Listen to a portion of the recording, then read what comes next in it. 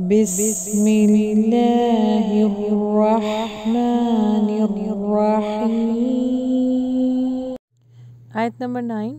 اللہ تعالیٰ کا وعدہ ہے جو ایمان لائے اور نیک کام کریں، ان کے لیے سوائے مغفرت اور بہت بڑا اجر و ثواب ہے۔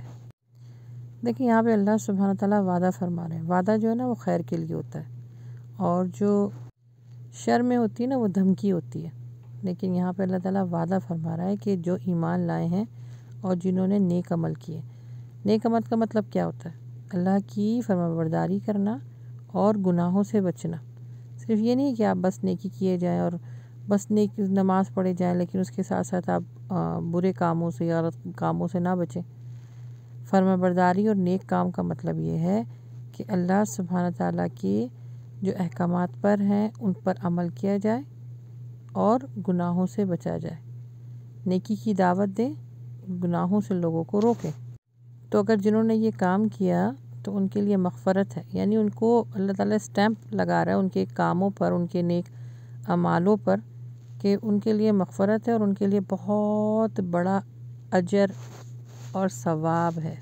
اور سوچیں جن کاموں پر اللہ سبحانہ و تعالیٰ نے اسٹیمپ لگا دیا، اس کی بشارت دے دی، تو اس کے لیے جنت پکی ہے۔ آیت نمبر 10۔ اور جن لوگوں نے کفر کیا اور ہمارے احکامات کو جھٹلایا وہ دوزخی ہیں۔ اچھا، قرآن پاک کا ایک بہت پیارا اسلوب ہے کہ جہاں پہ نیکی کی بات ہوتی ہے تو وہاں پہ اللہ تعالیٰ برائی کی بات بھی بتاتا ہے، جہاں پہ برائی کی بات ہو رہی ہوتی ہے وہاں پہ نیکی کی بھی بتاتا ہے۔ یعنی اگر کافروں کے بارے میں بتا رہا ہے کہ اگر جو لوگ کہنا نہیں مانتے تو ان کے لیے دوزخ ہے، لیکن ساتھ ساتھ آگے پھر فرما دیتا ہے کہ جو لوگ کہنا مانتے ہیں، جو احکامات پر عمل کرتے ہیں، جو اللہ کو ایک مانتے ہیں، اس کی ربوبیت پر، اس کی الوہیت پر یقین رکھتے ہیں، تو ان کے لیے جنت ہے۔ جنت میں باغات ہیں، اس میں نہریں ہیں۔ بڑی پیارے طریقے سے اللہ سبحانہ تعالیٰ سمجھاتا ہے۔ اور یہ صرف کافروں کے لیے بات نہیں ہو رہی۔ کفر کا مطلب یہ ہے کہ اللہ سبحانہ و تعالیٰ کے احکامات کو انکار کرنا۔ یہ مسلمانوں کے لیے بھی بات ہو رہی ہے، یہ بیماری مسلمانوں میں بھی پائی جاتی ہے۔ اللہ معاف فرمائے، کچھ لوگ نیکی کے بڑے دعوے کرتے ہیں اور نیکی کے کام بھی کرتے ہیں، لیکن ساتھ ساتھ کفر بھی کرتے ہیں، یعنی اللہ کی احکامات پر عمل نہیں کرتے۔ جیسے کہ نماز ہے، کرۂ ارض پر دوسرا بڑا گناہ نماز کو چھوڑنا ہے۔ اب 5 ٹائم کی تو نماز فرض ہے، کبھی 2 ٹائم کی پڑھی، کبھی 3 ٹائم کی پڑھی، اور یہ سوچ کر کہ اللہ سبحانہ و تعالیٰ غفور الرحیم میں معاف کرنے والا ہے، وہ معاف کرے گا۔ اس طرح کی سوچ فلاح پانے والوں کی نہیں ہے، متقی لوگوں کی نہیں ہوتی ہے ایسی سوچ۔ اللہ سے ڈرنا چاہیے، اس کے احکامات پر عمل کرنا چاہیے۔ جو نہیں کرے گا تو اللہ تعالیٰ اس آیت میں کیا بتا رہا ہے کہ ایسے لوگ دوزخی ہیں۔ آیت نمبر 11۔ اے ایمان والو، اللہ نے جو احسان تم پر کیا ہے اسے یاد کرو۔ جب کہ ایک قوم نے تم پر دستداری کرنی چاہی تو اللہ نے ان کے ہاتھوں کو تم تک پہنچنے سے روک دیا، اور اللہ تعالیٰ سے ڈرتے رہو، اور مومن کو اللہ ہی پر بھروسہ کرنا چاہیے۔ اچھا، اس آیت میں نا مختلف کفار کے جو مختلف قصے تھے جو مسلمانوں کے لیے وہ مشکل پیدا کرتے تھے یا ان کے ساتھ منافقت کرتے تھے، دل میں کچھ ہوتا تھا، منہ پہ کچھ ہوتا تھا، تو obviously انسان تو نہیں جان پاتا، لیکن اللہ سبحانہ تعالیٰ تو دلوں کا حال بھی جانتا ہے۔ تو ایسے منصوبوں کو اللہ سبحانہ و تعالیٰ نے خود ہی نیست و نابود کر دیا۔ جیسے اس طرح کے بہت سارے واقعات آپ کو قرآن مجید میں ملیں گے۔ صحیح مسلم میں آپ کو ملے گا ایک، جب مشرک نے ایک جنگ کے دوران اللہ کے نبی صلی اللہ علیہ وسلم نے جب ظہر کی نماز تمام صحابہ کو جماعت کے ساتھ پڑھائی، تو مشرک جو تھے انہوں نے اس چیز کا پلان بنایا کہ جب یہ نماز کی حالت میں ہوں گے تو ہم ان کے اوپر حملہ کر دیں گے اور مسلمانوں کو ختم کر دیں گے۔ تو اللہ سبحانہ و تعالیٰ نے حکم دیا کہ عصر کی نماز جو ہے آپ نماز خوف کے ساتھ پڑھائیں، اور نماز خوف کا طریقہ آپ کو سورہ نساء آیت نمبر 102 میں مل جائے گا۔ تو نبی صلی اللہ علیہ وسلم نے مسلمانوں کے 2 حصے کر دیے، یعنی ان کے گروہ کے 2 حصے کر دیے، کہ ایک جو گروہ ہے وہ ایک گروپ جو ہے وہ پہلے ان کی رکھوالی کرے گا جو نماز پڑھ رہے ہوں گے، پھر جو نماز پڑھ چکے ہوں گے پھر دوسرا اس کی رکھوالی کرے گا۔ تو اس طرح جو ہے وہ جنگ بھی ہوتی رہے گی اور عبادت بھی ہوتی رہے گی۔ تو اس طرح کے بہت سارے جو آپ کو قصے ہیں وہ قرآن مجید میں مل جائیں گے۔ تو یہاں پر مسلمانوں کو بھی اللہ سبحانہ و تعالیٰ جو ہے وہ احساس دلانا چاہ رہا ہے کہ میرا احسان ہے تمہارے اوپر۔ اور دیکھیں احسان کی بڑی پیاری ڈیفینیشن ہے۔ ایک ہوتا ہے حق ادا کرنا، اور احسان کا مطلب ہوتا ہے حق سے زیادہ کرنا۔ تو یہاں پر اللہ سبحانہ تعالیٰ جو ہے فرما رہے ہیں کہ میں نے تمہاری اس وقت بھی حفاظت فرمائی جب دشمن تم پر غالب ہونا چاہ رہے تھے۔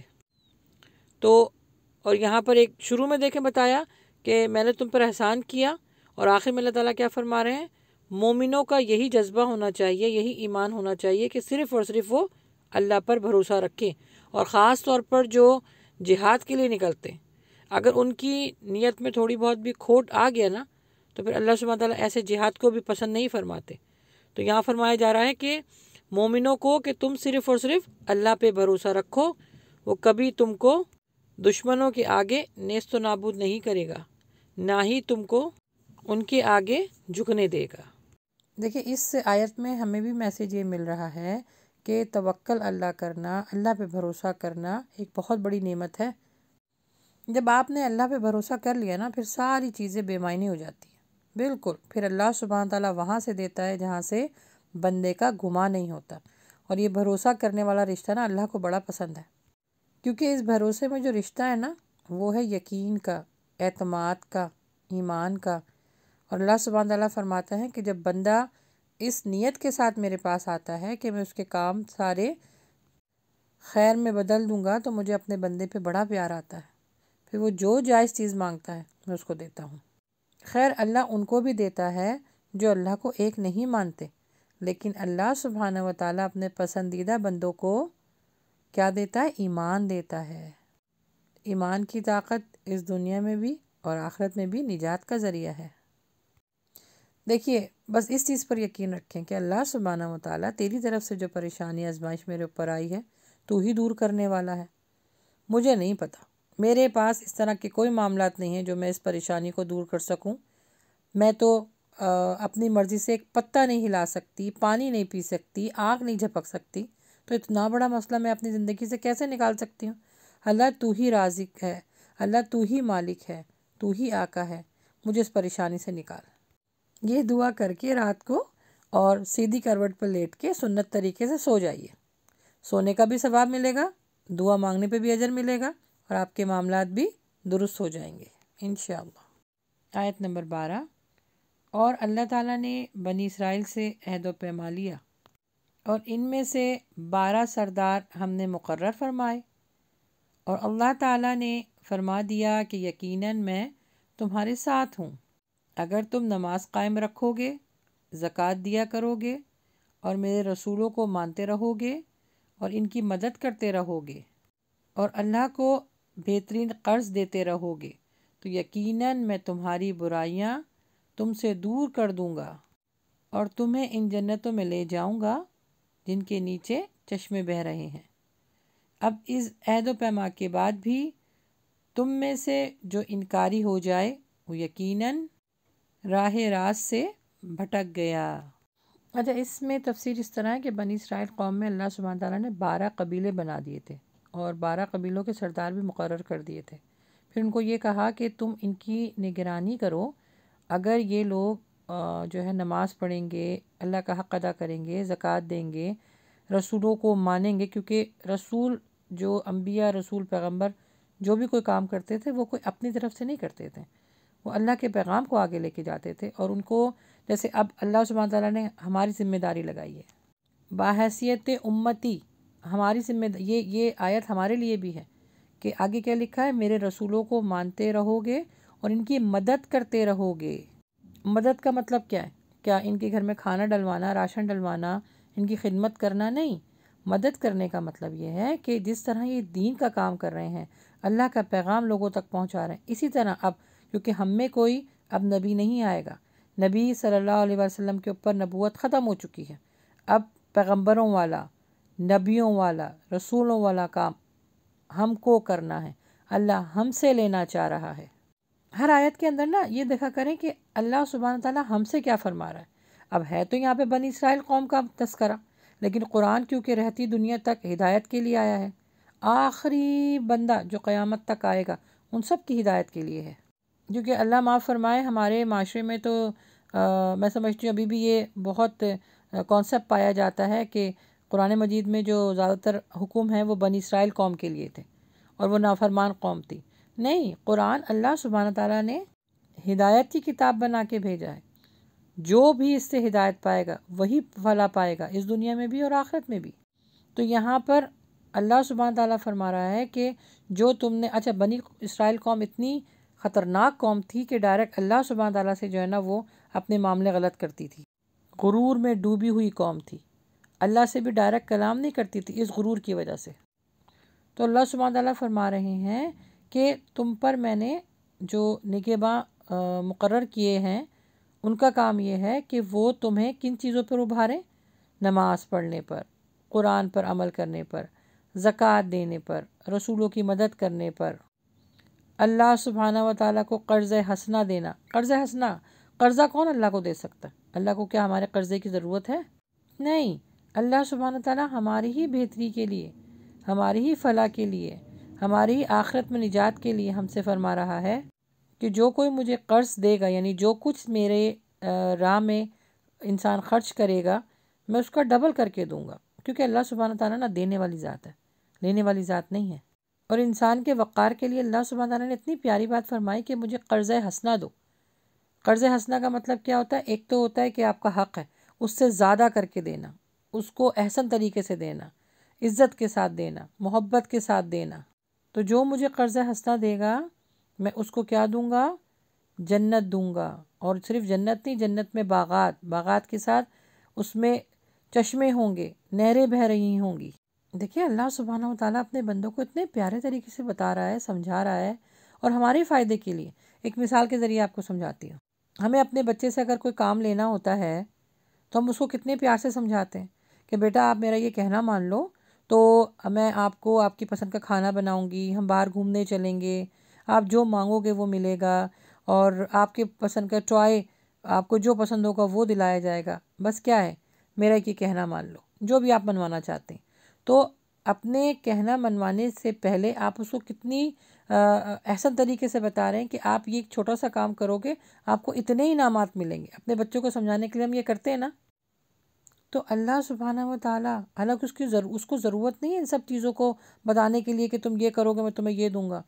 اللہ سبحانہ تعالیٰ کا معاملہ تو بہت اسٹریٹ فارورڈ معاملہ ہے، وہ چاہے تو کسی سے کسی بھی وقت کام لے سکتا ہے، لیکن اس کا جو رشتہ ہے اپنے بندوں کے ساتھ وہ احسان کے ساتھ ہے، احسن طریقے سے سمجھاتا ہے، محبت کے ساتھ، شفقت کے ساتھ تربیت کرتا ہے اپنے بندوں کی، جیسے ماں اپنے بچوں کی تربیت کرتی ہے کہ جب میرا بچہ، جب میں اس کو ایک اچھی تربیت کے ساتھ ایک احسن طریقے سے اس کو اس زندگی گزارنے کے طریقے بتاؤں گی تو وہ دنیا میں بھی میرے لیے بھی صدقہ جاریہ بنے گا اور اپنے لیے بھی دنیا کے معاملات کو آسان کرے گا۔ اسی طریقے سے اللہ سبحانہ تعالیٰ بھی انسان کو بہت طریقے سے، بندے کو بہت پیار سے، محبت سے سمجھاتا ہے، بتاتا ہے۔ اور سب سے بڑی بات یہ کہ دیکھیں یہاں پہ کہا جا رہا ہے کہ تم اگر نماز قائم کرو گے، نماز قائم کرنے کا مطلب یہ کہ جب آپ ایک بڑا کام کرنے لگ جاتے ہیں نا پھر چھوٹی موٹی برائیوں سے آپ خود بخود بچنا شروع ہو جاتے ہیں۔ اور یہ قرآن کا میں سمجھتی ہوں معجزہ ہے کہ جب آپ قرآن کی طرف آتے ہیں، قرآن کو سننے لگتے ہیں، قرآن کو پڑھنے لگتے ہیں تو پھر فضول کاموں میں آپ کا دل نہیں لگتا۔ یہ میرا اپنا تجربہ ہے۔ پھر آپ کا کیا ایک دم دماغ بنتا ہے یا آپ کے دل میں کیا آتا ہے کہ جیسے ہی میرے گھر کی ذمہ داریاں یا جو بھی ذمہ داریاں میرے اوپر ہیں وہ ختم ہو، مجھے جیسے ہی اپنی ذمہ داریوں سے تھوڑا ٹائم ملے تو میں قرآن پڑھوں۔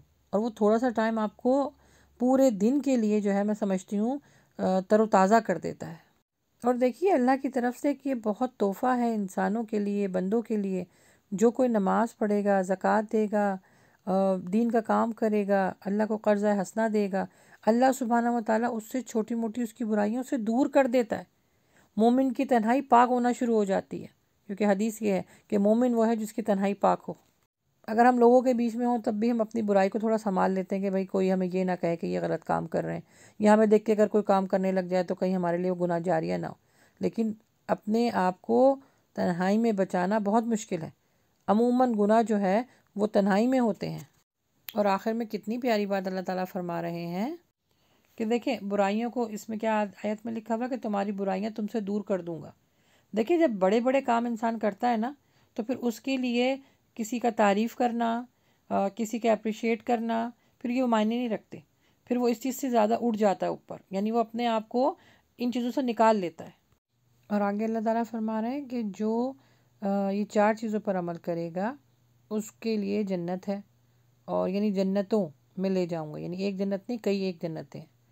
تو اس کے ساتھ ساتھ پھر آگے اللہ تعالیٰ فرما رہا ہے کہ اگر عہد و پیما کے بعد تم نے انکار کیا تو یقیناً تم راہ راست سے بھٹک گئے۔ اور راہ راست یہاں پہ کیا بتایا جا رہا ہے؟ صراط مستقیم۔ صراط مستقیم کا مطلب ہے سیدھا راستہ جو اللہ کی طرف لے کے جائے، اور اس سیدھے راستے میں 4 چیزوں کو کرنا ضروری ہے۔ نماز قائم رکھو، زکوٰۃ دو، رسولوں کی مدد کرو، اور اللہ کو قرض حسنہ دو۔ اچھا 2 چیزیں جو ہے نا وہ آپ کی عبادت سے ہیں، یعنی نماز قائم کرنا اور زکوٰۃ، اور 2 جو ہے نا وہ آپ کی معاشی زندگی سے تعلق رکھتی ہے، جیسے رسولوں کا کام کرنا یعنی نیکی کی دعوت دینا، برائی سے روکنا، اللہ کو قرض حسنہ دینا، لوگوں کی مدد کرنا، لوگوں کے قرضے ادا کرنا، لوگوں کے ساتھ حسن سلوک کے ساتھ پیش آنا۔ تو دیکھیں اس آیت میں کتنا بیلنس اللہ تعالیٰ نے کیا ہے نا، کہ 2 آپ کے عبادتی کام ہیں، یعنی عبادت آپ کے اس سے درجات بلند ہوں گے اور ان کو کرنا ضروری ہے، مسٹ ہے، فرائض میں ہے، نماز پڑھنا اور زکوٰۃ دینا۔ اور 2 چیزیں ہیں کہ ان 2 چیزوں میں اگر یہ 2 چیزیں اور ایڈ کرو گے تو اور اللہ سبحانہ تعالیٰ تمہارے درجات کو بلند کرے گا، اور تم کو عطا کرے گا، اور تمہاری زندگی کے معاملات کو درست کرے گا۔ حدیث میں آیا ہے نا کہ جب تم دین کا کام کرتے ہو اللہ کو راضی کرنے کے لیے تو میں تمہارے ہاتھ بن جاتا ہوں، میں تمہارے پاؤں بن جاتا ہوں، میں تمہاری آنکھیں بن جاتا ہوں۔ اس کا مطلب یہ ہے کہ اللہ سبحانہ تعالیٰ آپ کے لیے ان سارے راستوں کو، صراط مستقیم کے راستہ ہے، اس کو آسان بنا دیتا ہے۔ اس پر چلنا، عمل کرنا، کروانا اللہ سبحانہ تعالیٰ آپ کے لیے آسان کر دیتا ہے، اور یہی کام پیغمبروں کے لیے کیا اللہ تعالیٰ نے۔